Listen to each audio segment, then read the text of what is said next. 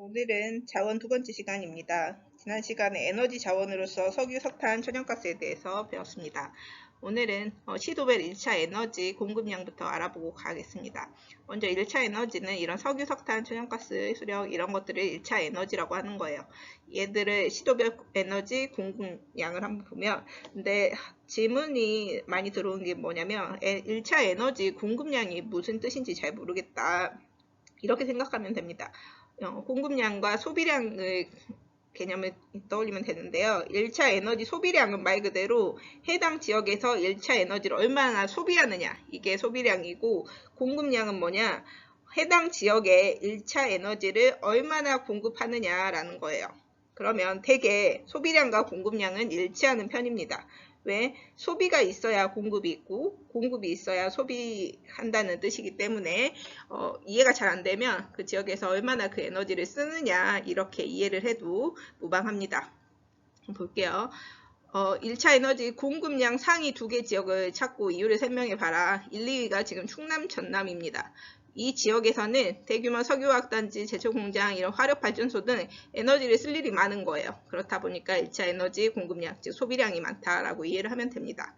두 번째, 지역 내 천연가스랑 원자력 발전 비율이 높은 지역을 찾고 한번 봐봐라. 근데 천연가스 같은 경우에는 우리가 지난 시간에 1990년대 이후에 천연가스 소비 비율이 높아졌다라는 내용을 배웠어요. 즉 최근에 많이 쓰기 시작한 거다 보니까 이런 뭐 촌락 이런 곳보다는 도시가 더 많이 발전되어 있는 곳일수록 천연가스를 쓰는 비중이 좀 높다, 이렇게 좀 큰 틀로 이해를 하면 돼요. 그러면 그리고 볼게요. 그러면 지역 내 똑같은 어떤 지역이 있으면 천연가스 비중이 다른 거에 비해서 많은 곳, 이런 걸 찾으라는 거예요. 근데 그곳이 대표적으로 서울, 경기, 세종이 그렇다. 한번 볼게요. 천연가스가 이 표시거든요. 경기, 서울, 세종. 세종은 전체의 양은 적지만 비중을 지역 내에서 비중이라고 이해하면 됩니다. 서울, 경기 딱 봐도 그 천연가스 비중이 높다는 걸 알 수가 있죠. 왜냐하면 수도권은 인구가 많이 거주하는데 천연가스 같은 경우에는 주로 가정용 연료로 사용한다고 했어요. 즉 사는 사람이 많으면 천연가스를 많이 쓸 수밖에 없겠죠. 그 다음에 두 번째로 원자력의 지역 내에 원자력 공급량 비율이 높은 지역. 대표적으로 부산, 경북이 있습니다. 원자력 표시가 이거네요. 부산은 여기, 그 다음에 경북 여기. 비중으로 봤을 때는 많다고 볼 수가 있겠죠. 부산 같은 경우에는 원자력을 통해 얻는 전력이 많은 편이라서 전체 공급량에서 원자력이 차지하는 비율이 높고, 경북 같은 경우에는 대표적으로 울진, 경주 이 두 지역에서 원자력 발전소가 있어요. 그래서 다른 시도에 비해서 지역 내 원자력 공급량 비율이 높고, 그렇게 이해를 하면 되겠습니다. 그 다음에 화석 에너지는 지금 지난 시간에 배웠는데 석유, 석탄, 천연가스인데 연소 태웠을 때 대기오염 물질 배출량은 석탄이 1위, 석유, 천연가스 순위라는 거. 그리고 우리나라에서 석탄은 강원, 전남에서 소량 생산되고 있지만 천연가스는 원래 울산 앞바다에서 생산되어 왔으나 2021년 말에 생산이 종료되었다는 그 내용도 담고 있습니다. 그럼 이제 전기와 관련해가지고 전력의 생산과 분포를 볼게요. 그러면 수력, 화력, 원자력 발전소가 대표적으로 있겠죠. 근데 여기에서도 또 이 자원 파트는 개념이 조금 어렵다고 느끼는 학생들이 많아서 개념 정리부터 하고 갈게요. 발전 설비 용량이랑 발전량을 좀 알 필요가 있어요. 이 화력발전소에서 얼마나 발전 설비 용량, 발전량이 어떻게 되느냐 했을 때 발전량은 알 수 있을 것 같아. 실제 그 발전소에서 전력을 얼마나 생산하냐. 그게 바로 실제 전력 생산량이 발전량이야. 근데 발전 설비 용량은 뭐냐? 이거는 발전소를 최대한 가동시켰을 때 생산 가능한 전력량이라는 거예요. 이것도 어렵죠. 다시 설명할게요. 발전 설비 용량 같은 경우에는 발전소에 최대한의 연료를 투입할 수 있는 만큼 연료를 투입하고 하루 종일 쉬지 않고 가동했을 때 생산할 수 있는 발전량이 발전 설비 용량이에요. 근데 실제 발전량은 그에 미치지 못하죠. 왜냐면은 야간에는 발전소를 100% 가동하지 않기 때문이에요.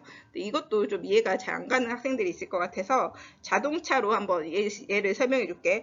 자동차 우리 계기판에 보면 속도계가 있어요. 그러면 시속 200km까지 보통 표시가 되어 있습니다.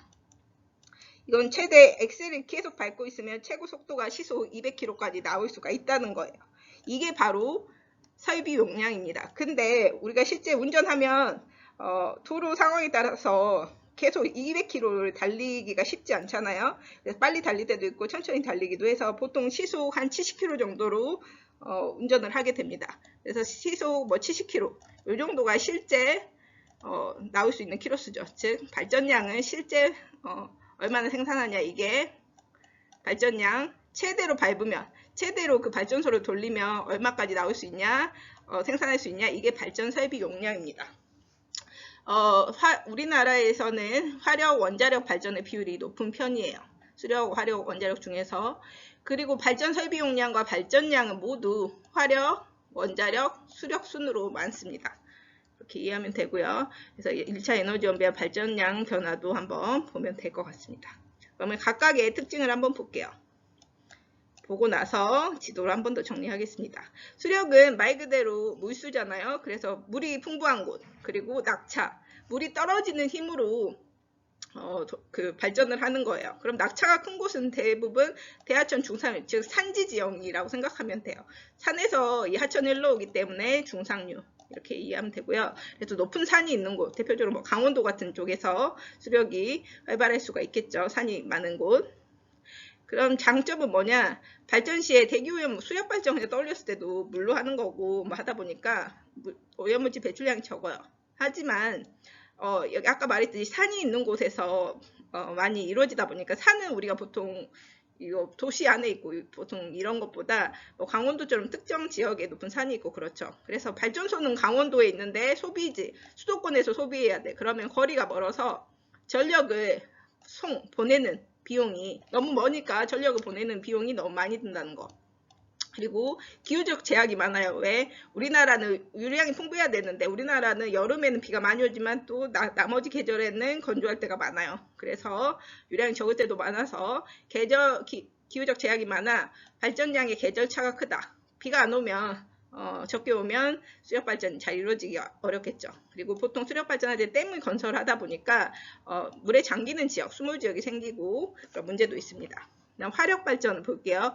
화력 발전 같은 경우에는 태우는 거죠. 그래서 그걸 태울 수 있는 연료를 수입하기에 유리한 곳이 또 중요하지만 가장 중요한 거는 대소비지랑 가까운 지역에 보통 있어요. 뭐 이거는 연료만 넣어서 그렇게 하는 거다 보니까 어디에든 크게 상관이 없는 거예요. 그러다 보니까 쓰는 대소비지는 소비하는 사람들이 많은 지역, 그럼 대표적으로 인구가 많은 지역, 수도권이라고 볼 수가 있겠죠. 수도권에 많고요. 그래서 어디에나 있어도 되니까 자연적 입지 제약이 적은 편이에요. 수력 같은 경우에는 아까 산이 있는 쪽이어야 되고 뭐 그런 단점이 있었잖아. 근데 여기는 입지 제약이 작다.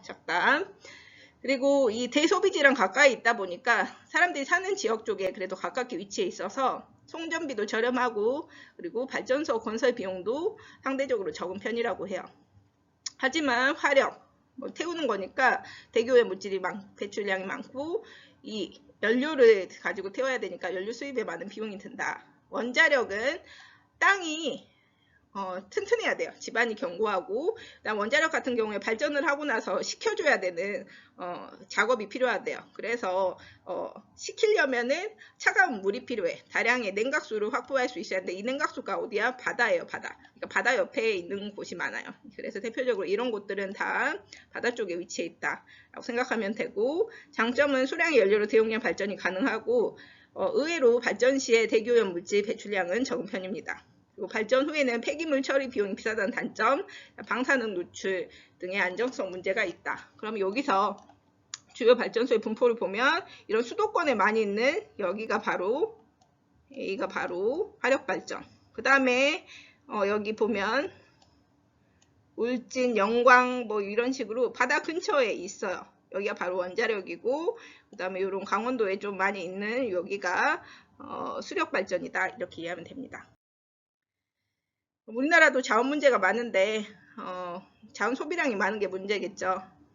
특히 우리나라는 제철 석유와 또 에너지를 많이 소비하는 규모가 큰 공업인 중화공업이 좀 국가 경제에 차지하는 비율이 높다 보니까 화석 에너지 대부분을 수입하고 있어가지고 그런 거 수입할 때 국제 에너지 가격, 석유 가격이 올라고 이러면은 뭐 지장이 많겠죠.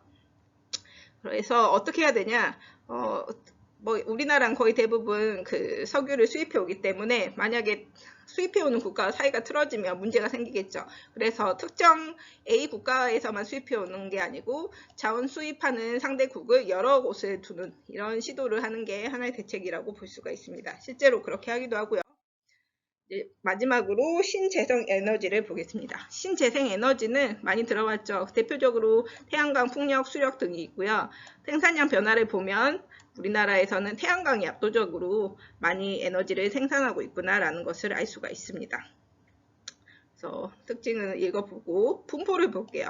분포는 태양광, 태양열은 당연히 일사량 풍부한 곳, 그리고 따진다면 따뜻한 곳이 남쪽이겠죠. 남쪽의 대부분에 위치해 있다라고 생각을 하면 돼요. 그 다음에 풍력은 바람이 많은 곳인데 보통 해안이나 해안가, 바닷가 가면 바람 많이 불죠. 그다음 산지 지역에도 바람이 많이 불어요. 그래서 제주도 바다 쪽, 그 다음 산 있는 대관령 뭐 이런 쪽으로 풍력 발전이 발달되어 있다. 조력은 조수 간만의 차가 큰 해안 지역, 즉 조수 간만의 차는 밀물 썰물의 차이예요. 여기 조력 발전이 있는데 밀물 썰물로 인해 발생하는 해수면의 높이 차가지고 아까 우리가 수력 발전할 때 낙차를 이용해서 수력 발전을 한다고 했잖아요. 마찬가지로 떨어지는 힘, 밀물과 썰물로 인해 발생하는 해수면의 높이 차이를 가지고 전기를 생산한다라고 생각하면 돼요. 우리나라에는 유일하게 조력발전소가 하나밖에 없습니다. 경기도 안산에 시아우 조력발전소 하나예요. 마지막, 그러면 이런 식으로 나왔을 때 어떻게 찾냐? A, 태양광에서 가장 많이 차지하고 있는 여기는 전남, 아까 남쪽에 위치한다고 했죠. 일사량이 많은. 그 다음에 여기 B, B는 곳곳에 있는 지역이네요. 근데 B는 보면 풍력에서 2위야.